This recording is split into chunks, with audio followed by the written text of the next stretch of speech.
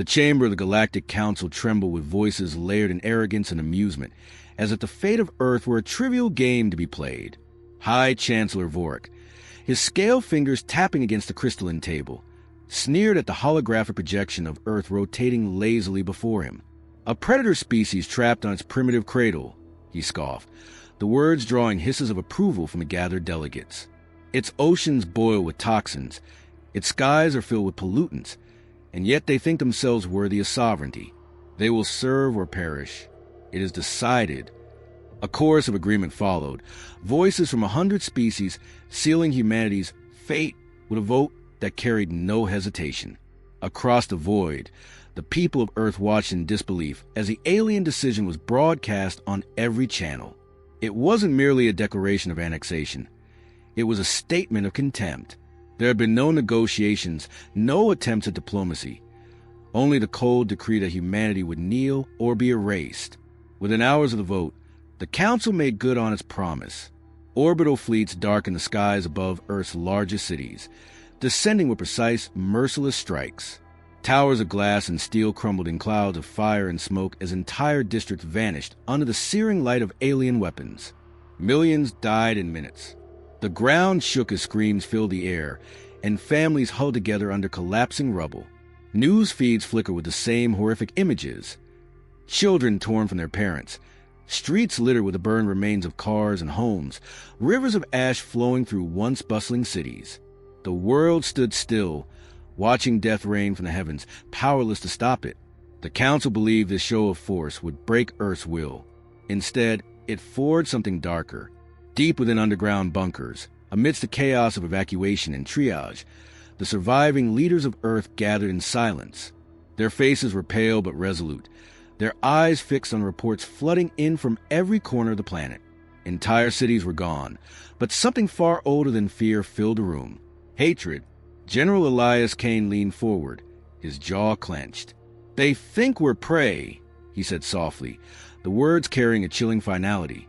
"They have no idea what they've just woken up."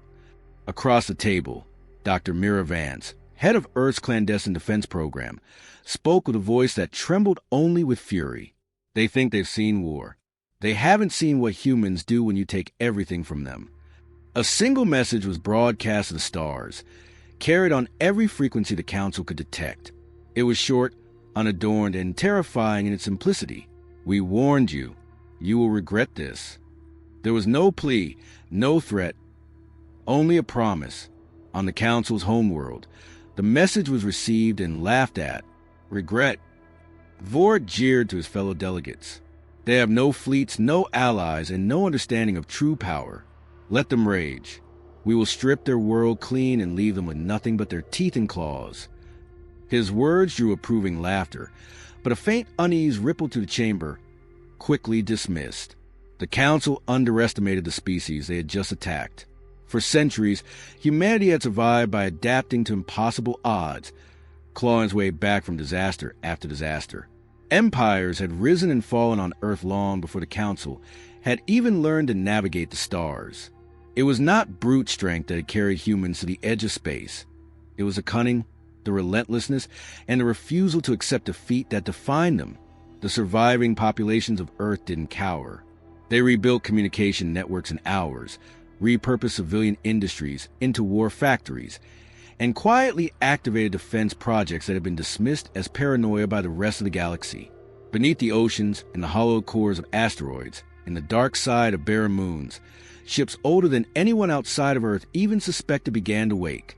From the ashes of annihilation, the will to fight became absolute. The Council's arrogance blinded them to the scale of what they had unleashed. Alien intelligence reports mocked human technology as crude, incapable of matching their fleets. They had no idea Earth had spent decades preparing for the day diplomacy failed.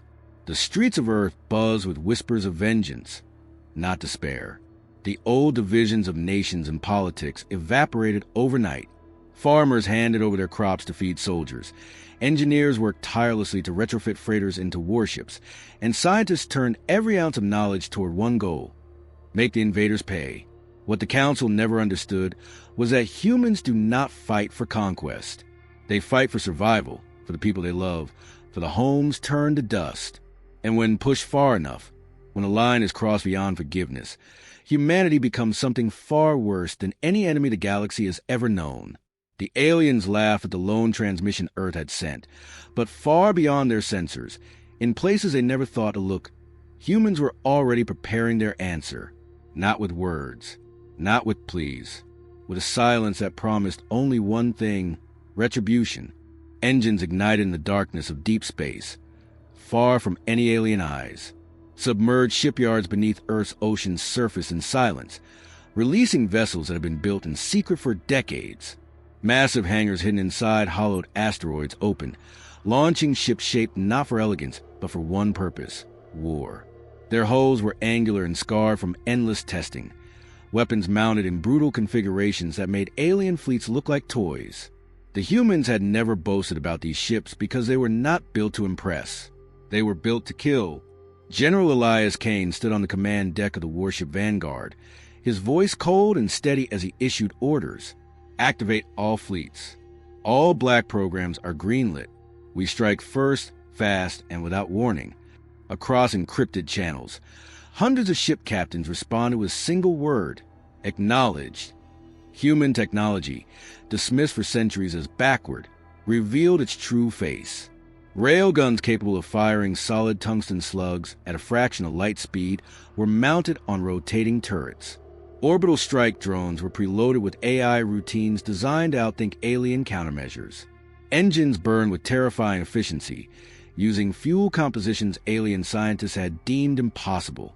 What the Council had never realized was that humanity's biggest strength was not technological superiority. It was relentless problem-solving. Humans did not create weapons to be beautiful. They created them to be unstoppable. The first strike came before the Council even realized Earth was mobilizing. A patrol fleet near the mining world of Archon vanished, without a distress signal. Surveillance drones caught only a blur of light before their feeds went dead. The wreckage found later showed weapons impacts that bypassed shields entirely, slicing ships apart as if they were made of paper. The aliens studying the remains had no idea how it had been done. Hours later, a Council outpost near the starway of Vesara was obliterated in a single attack. No survivors. No transmissions. Alien military leaders were baffled. Humans weren't supposed to be capable of coordinating strikes across star systems. Yet every attack was precise, ruthless, and devastating. Captured aliens from these first skirmishes told chilling stories. They spoke of human soldiers who fought with smiles, adapting to alien weapons mid-battle, using the environment as if every planet were their own. One prisoner, shaking as he recounted what he'd seen, whispered to his interrogator, "They are not like us. They kill as if it is art to them. They are not prey. They are predators." In the Council chamber, panic began to creep into once confident voices. Vorik slammed his fist onto the table, scales trembling. These are isolated attacks. They are scavengers striking at weak points. We will crush them with our full fleet. But even as he spoke, reports streamed in. Shipyards burned, fleets destroyed before they could even engage, supply lines severed. The humans were not only fighting, they were winning. Alien analysts tried to understand how Earth was accomplishing this. Their ships lacked the ornamented designs of Council vessels. They looked crude, patched together with mismatched parts, as if constructed by desperate engineers. But every ship was faster, more durable, and deadlier than anything in the Council arsenal. Each battle showed something more terrifying than superior firepower. It showed creativity. Humans didn't follow predictable tactics. They feigned retreat only to ambush from 3 directions. They hijacked alien communications and fed false orders to enemy fleets. They used their own destroyed ships as kinetic projectiles, turning defeat into instant victory. Mira Vance, coordinating research from a hidden orbital lab, oversaw an operation that adapted, captured alien technology in real time. "Every battle is a lesson," she said to her team. "Every weapon they fire at us becomes ours. Faster, better, deadlier." Within days, human weapons that had been state-of-the-art now incorporated alien shield harmonics, making them even harder to counter. As reports of destruction mounted, Council delegates began accusing one another of incompetence, betrayal, anything to avoid admitting the truth. that they had provoked a species they should have left alone. Yet Vorik and his loyalists refused to believe Earth posed a true threat. "They are lucky," he growled. "Their tricks will fail when we strike back." But the evidence was undeniable. Systems once thought impenetrable were falling like dominoes. Every alien fleet sent to retaliate either disappeared or limped back in ruins. And worst of all, humans were fighting with a terrifying restraint. They targeted only military assets, never civilians. This mercy wasn't compassion. It was deliberate. The Council began to understand that humanity wasn't trying to win battles. Humanity was preparing to end the war completely. Even among neutral species, whispers spread of Earth's rise. Merchants avoided Council space, fearing human attacks. Refugees spoke of fleets moving silently between stars, striking without warning, leaving only wreckage and fear. The galaxy had seen powerful species before, but never like this. These were not conquerors. These were avengers. In one intercepted transmission, a human captain's voice was recorded after a victorious battle. The words were calm, but they chilled every alien who heard them. "This isn't war," he said. "This is a reckoning." The Council still believed its power unmatched, but the truth was dawning in every system they once controlled. Earth was no longer defending itself. It was hunting. World after world fell to a pattern that no alien strategist could predict. Human fleets never lingered after a victory. They struck hard, fast, and vanished into the dark, only to appear days later in another sector light years away. Council admirals tried to anticipate the next target, but every calculation failed. By the time alien fleets assembled to defend the world, the humans were already gone, leaving only smoldering wreckage and dead ships drifting in orbit. General Elias Kane led the campaign with cold precision. He never celebrated victories. He only issued the next set of orders: move to the Zareth corridor, cut their supply chains, leave nothing they can rebuild with, he said, his tone as emotionless as a machine. Entire industries that once supported the Council war effort were systematically dismantled. Fuel convoys exploded in the void. Shipyards that had built alien fleets for centuries were reduced to floating debris fields. Human tactics defied every rule of Council warfare. They made no distinction between conventional and unconventional fighting. Decoy fleets of unmanned drones lured alien forces into ambushes. Hijacked freighters carrying stolen access codes slipped through planetary defenses, detonating orbital mines from the inside. Captured enemy ships were retrofitted and sent back into battle under false identification, wreaking havoc on friendly fleets before being remotely detonated. It wasn't just the weapons that terrified the aliens. It was the humans themselves. Every captured soldier described the same unsettling behavior.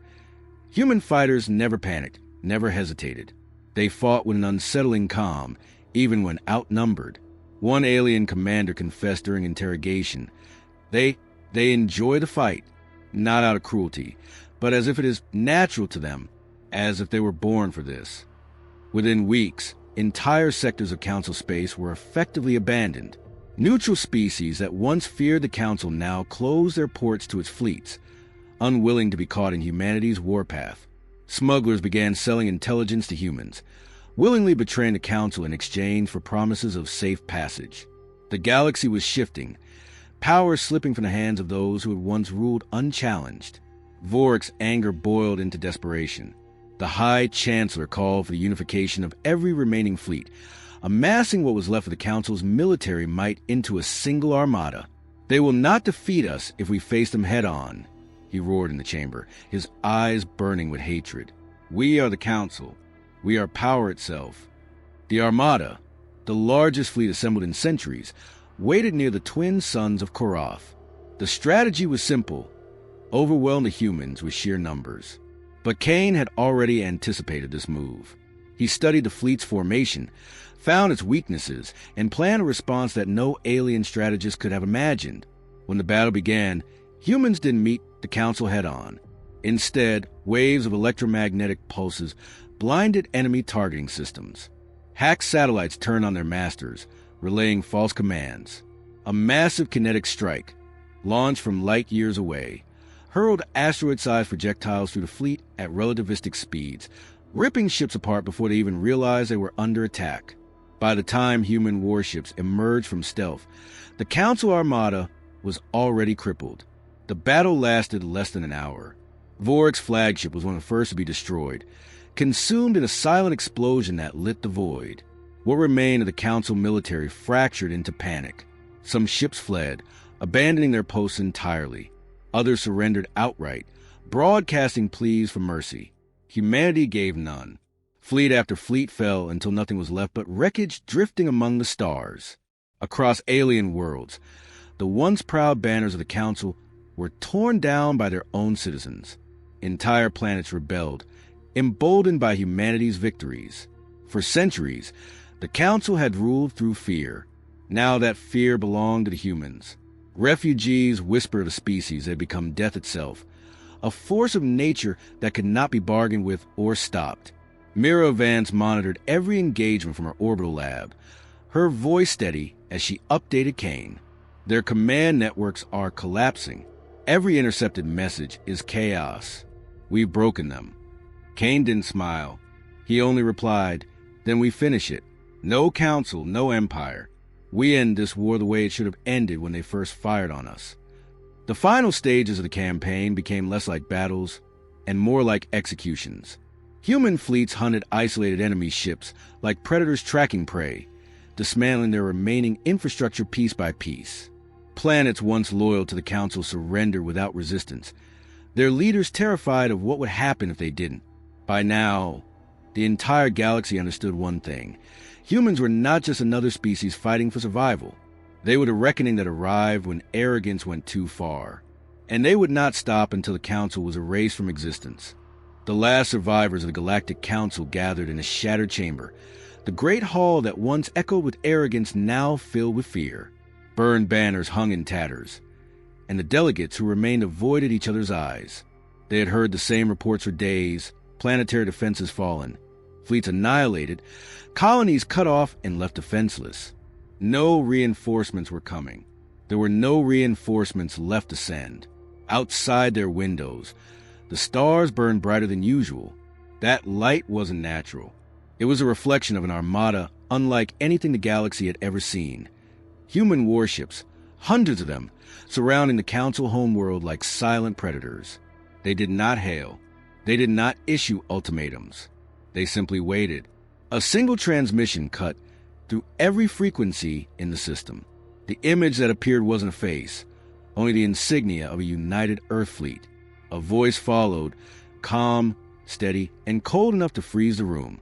"We warned you. We are not prey. We are not yours to rule. This is justice." The delegates fell into chaos, some begging for negotiation, others blaming Vorik, whose face appeared pale and defeated on the chamber's central display. For the first time since humanity's retaliation began, he spoke softly. "We thought them weak," he admitted.